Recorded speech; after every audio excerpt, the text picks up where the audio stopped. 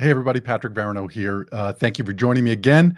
This is day 2 of the Leadership Bridge Awareness Week. And yesterday we talked about building the bridge internally. And I told you one of the models that I use in doing that, which is all based around a lot of science that's out there. And it was the Power Journal and those 5 activities that I think create better well-being and happiness. And I think as a leader, if we're not there for ourselves, if we're not happy where we are, we're not in a good place ourselves, it's nearly impossible to really be effective at being there for other people. And I will often see that I think those leaders, managers that have poor behaviors, act poorly toward others, the root cause of those really is their own unhappiness with themselves. That they're not in a good place themselves, so other people pay the price for that. So that's why this book starts out the leadership bridge and the concept of how to engage employees and bridge this divide around creating organizational excellence really has to start with the self, with the manager. So when we move on from there, what I wanted to talk about today is just the first behavior that builds that bridge with others. Really, that's the next important piece here. And this is around congruence. So if you think about this cable of congruence, when we're building this bridge, that's all that we have is these relationships with other people. Each one is like a bridge. It's that we cross every day with that individual or whenever we interact with them. And we can think about it in terms of what's the stability of that bridge that we have with this particular individual? How strong is it? And when we start to assess that relationship based on the image of a bridge that we're traveling across with them, we can ask ourselves, how comfortable am I crossing this? And maybe how comfortable are they crossing it with me? Do they feel it's stable and safe to do that? And you can think of all different types of images, from the Golden Gate Bridge, which is very strong and recognized worldwide as this incredible monument, to other bridges that have collapsed because of lack of maintenance and the things that are needed to keep them strong. So when talking about this first behavior around congruence, it's about walking the talk. That's it.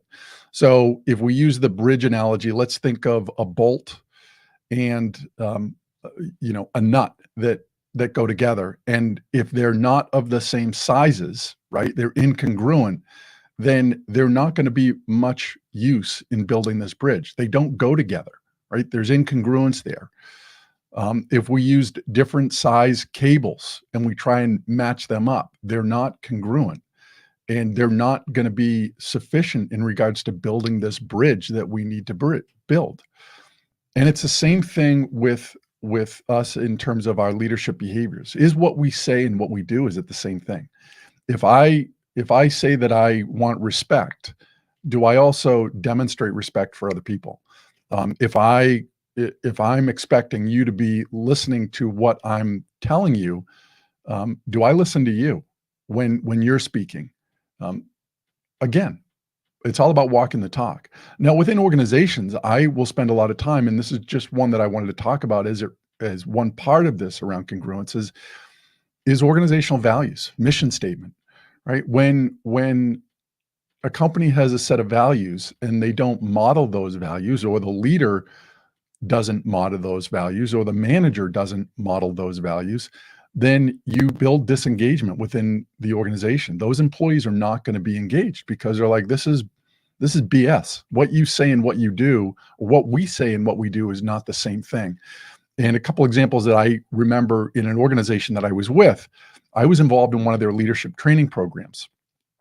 And 2 things that really stand out for me in that, as I was going through that program, was we all had to give presentations to sort of initiatives that we were trying to advance as leaders within this organization.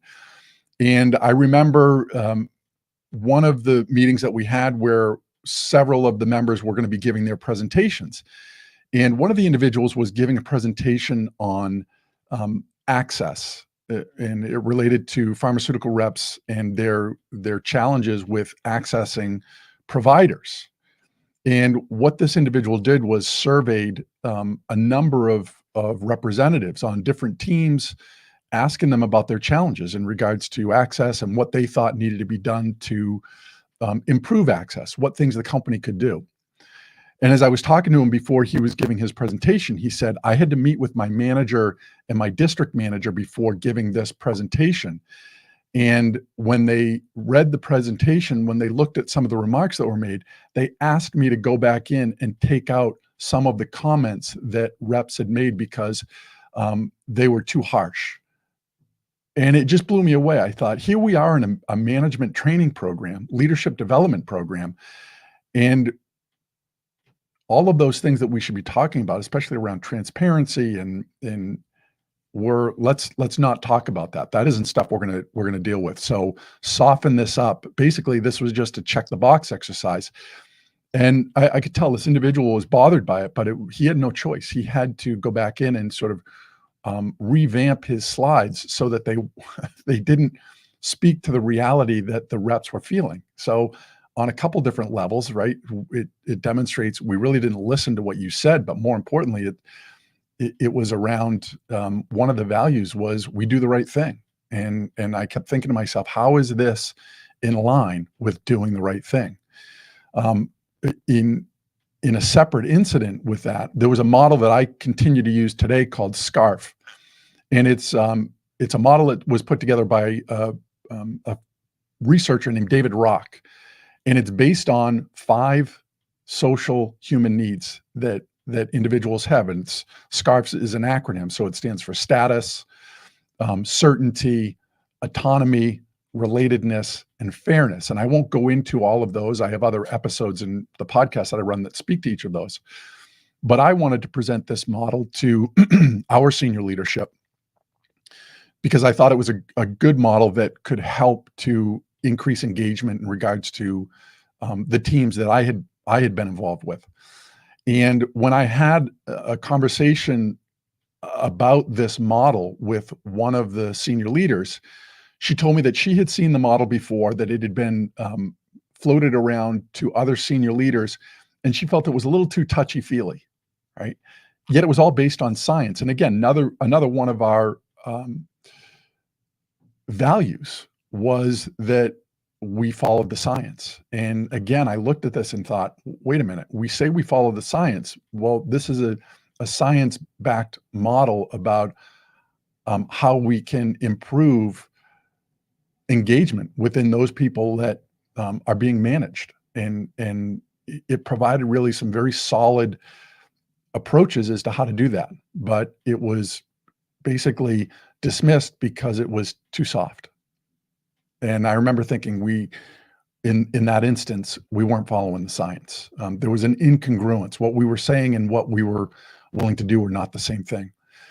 There are a number of different examples of this that you can probably think about in your own experiences. But if you're a leader, if you're managing people, or just you don't have a title of leader, this is about walking the talk. When you're congruent, when what you say and what you do are in alignment, you build engagement, you build trust with other people.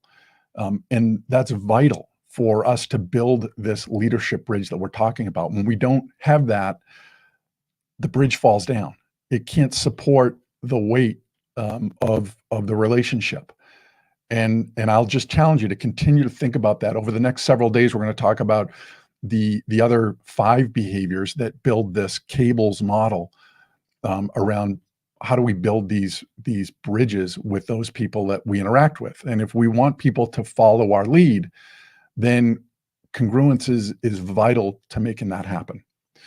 So I hope you have a chance today to really think about in your own interactions, how congruent are you? Do you walk the talk?